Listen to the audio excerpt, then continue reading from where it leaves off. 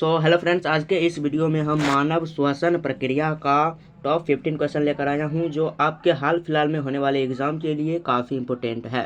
तो चलिए आज का क्लास शुरू करते हैं। यदि आप लोग चैनल पर नए होंगे तो चैनल को आपसे निवेदन है कि चैनल को सब्सक्राइब कर लीजिएगा। चलिए आज का पहला नंबर प्रश्न देखिए, मानव शरीर में श्वसन की प्रक्रिया कहाँ से प्रारंभ होती है। श्वसन की प्रक्रिया जो प्रारंभ होती है वो नाक से प्रारंभ होती है, नोज से प्रारंभ होती है। ये आप सभी लोग जानते होंगे। चलिए अगला प्रश्न देखिएगा, श्वसन तंत्र का मुख्य अंग कौन सा है। श्वसन तंत्र का मुख्य अंग हो जाएगा लंग्स यानी कि फेफड़ा। श्वसन तंत्र का मुख्य अंग हो जाएगा लंग्स, ध्यान रखिएगा। नेक्स्ट क्वेश्चन, मानव के पास कितने फेफड़े होते हैं।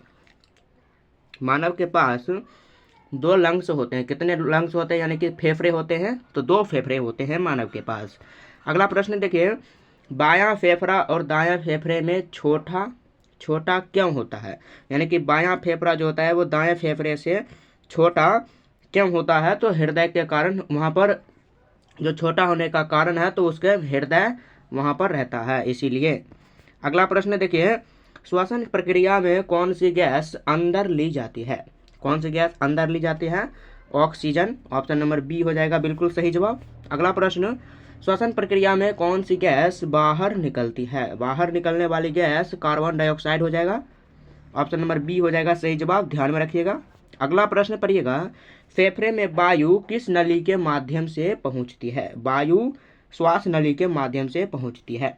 अगला प्रश्न, श्वसन तंत्र में श्वास नली के अंत में कौन से सूक्ष्म थैले पाए जाते हैं। कौन से सूक्ष्म थैले पाए जाते हैं, तो अल्वियोली यानी कि अल्वियोली पाया जाता है श्वसन के अंत में। अगला प्रश्न, अल्वियोली का कार्य होता है। अल्वियोली का कार्य गैसों का आदान प्रदान करना होता है। ऑप्शन नंबर बी हो जाएगा बिल्कुल सही जवाब। अगला प्रश्न, फेफड़े में गैसों का आदान प्रदान किस प्रक्रिया से होता है, तो विसरण प्रक्रिया यानी कि डिफ्यूजन प्रक्रिया से गैसों का आदान प्रदान होता है फेफड़ों में। नेक्स्ट क्वेश्चन देखिएगा, श्वसन की प्रक्रिया में कौन सा अंग सहायक होता है। कौन सा अंग, तो डायफ्राम होता है सहायक श्वसन की प्रक्रिया में। ऑप्शन नंबर ए बिल्कुल सही जवाब होगा।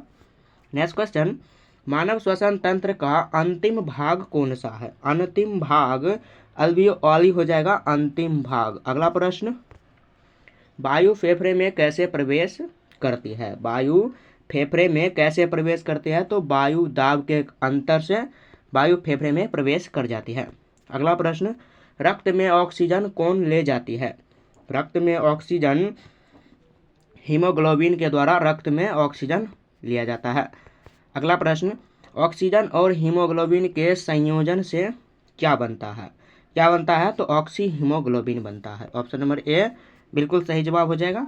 अगला प्रश्न, श्वसन की दर किस अंग द्वारा नियंत्रित होती है। किस अंग द्वारा नियंत्रित होती है, तो मस्तिष्क के मेडुला ऑब्लोंगाटा द्वारा श्वसन का जो कि दर नियंत्रित होती है। ऑप्शन नंबर बी सही जवाब हो जाएगा।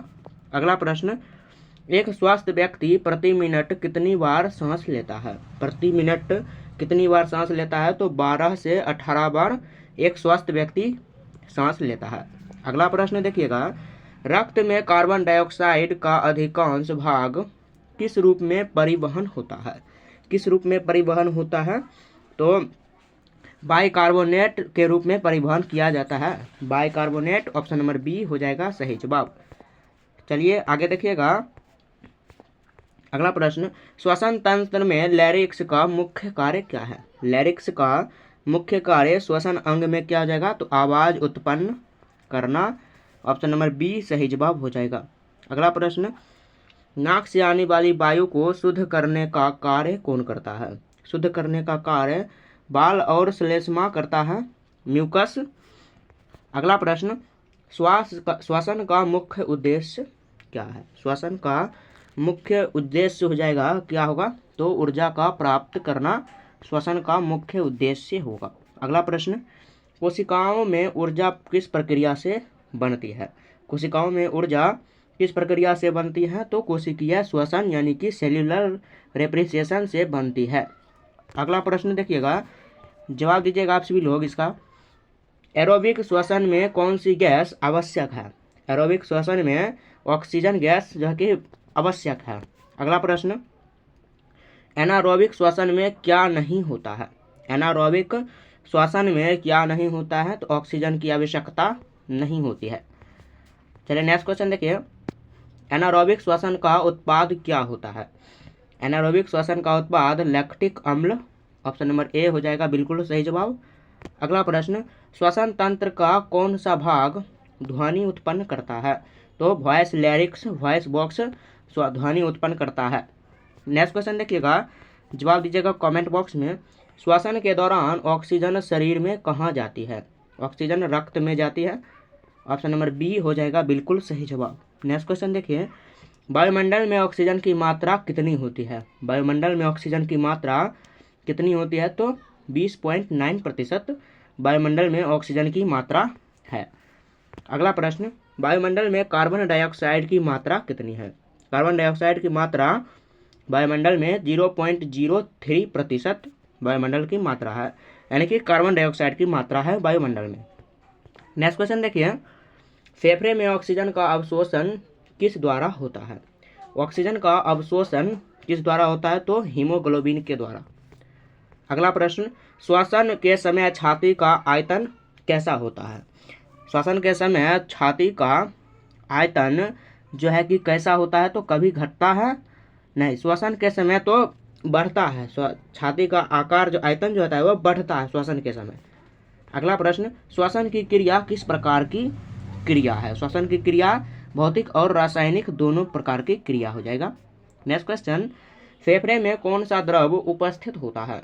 फेफड़े में कौन सा द्रव उपस्थित होता है? तो प्यूरल द्रव, ऑप्शन नंबर बी हो जाएगा बिल्कुल सही जवाब। नेक्स्ट क्वेश्चन, फेफड़े किस झिल्ली से ढके होते हैं? फेफड़े प्लूरा झिल्ली से ढके होते हैं, प्लूरा मेम्ब्रेन से ढके होते हैं। अगला प्रश्न, श्वसन की गति किससे प्रभावित होती है? श्वसन की गति CO2 मात्रा से प्रभावित होती है, ऑप्शन नंबर ए करेक्ट हो जाएगा आंसर।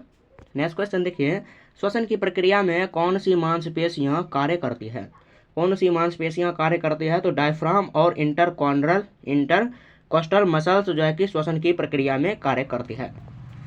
अगला प्रश्न, धूम्रपान से श्वसन तंत्र का कौन सा भाग सबसे अधिक प्रभावित होता है? कौन सा अंग सबसे प्रभावित होता है? तो अल्वियोले हो जाएगा, अल्वियोले। अगला प्रश्न, ब्रोंकाइटिस किस अंग की बीमारी है? ब्रोंकाइटिस किस अंग की बीमारी हो? फेफड़ा हो जाएगा, ए जवाब हो जाएगा। अगला प्रश्न, दमा यानी कि दमा, अस्थमा जिसे कहते हैं, किससे संबंधित है? अस्थमा श्वास नली की सूजन, जो श्वास नली में सूजन हो जाता है उसे ही अस्थमा कहते हैं। चलिए नेक्स्ट क्वेश्चन देखिए, न्यूमोनिया में फेफड़े में क्या होता है?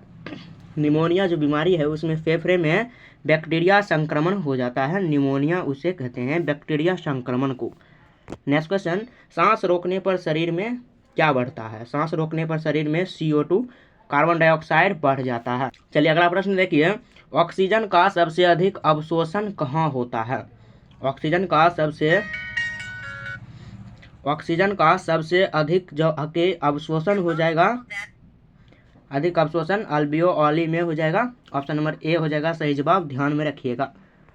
अगला प्रश्न देखिए, जवाब दीजिएगा, कृत्रिम श्वसन का उपयोग कब किया जाता है? कृत्रिम श्वसन का उपयोग कब किया जाता है? तो जब व्यक्ति बेहोश होता है। नेक्स्ट क्वेश्चन, मानव में श्वसन का दर बढ़ने वाला कारक कौन है? श्वसन दर बढ़ाने वाला कारक CO2 की वृद्धि हो जाएगा। नेक्स्ट क्वेश्चन, लेरिक्स को क्या कहा जाता है? लेरिक्स को क्या कहा जाता है? तो वॉइस बॉक्स कहा जाता है, ऑप्शन नंबर ए हो जाएगा बिल्कुल सही जवाब। अगला प्रश्न, फेफड़े में हवा जाने की प्रक्रिया क्या कहलाती है? हवा जाने की प्रक्रिया इंसिप्रेशन कहलाती है, इंसिप्रेशन हवा जाने की प्रक्रिया। नेक्स्ट क्वेश्चन, शरीर में हवा निकलने की प्रक्रिया क्या कहलाती है? तो एक्सपीरेशन कहलाती है शरीर में हवा निकलने की प्रक्रिया। अगला प्रश्न, एक मनुष्य 1 मिनट में लगभग कितनी बार सांस लेता है? तो ये क्वेश्चन पहले बताया हूँ, तो आप सभी लोग कमेंट में बताइएगा। अगला प्रश्न, फेफड़े की क्षमता मापने वाला यंत्र कौन सा है? फेफड़े की क्षमता मापने वाला स्पायरोमीटर, ऑप्शन नंबर ए होगा सही जवाब। अगला प्रश्न, मानव शरीर में श्वसन तंत्र की लंबाई कितनी होती है? श्वसन तंत्र की लंबाई 24 सेंटीमीटर की हो जाएगा। ऑप्शन नंबर बी होगा करेक्ट आंसर। आज के लिए इतना ही, मिलते हैं अगले वीडियो में। यदि आपको किसी और टॉपिक पर वीडियो चाहिएगा तो आप सभी लोग कमेंट में ज़रूर बताइएगा। तब तक के लिए जय हिंद, जय भारत।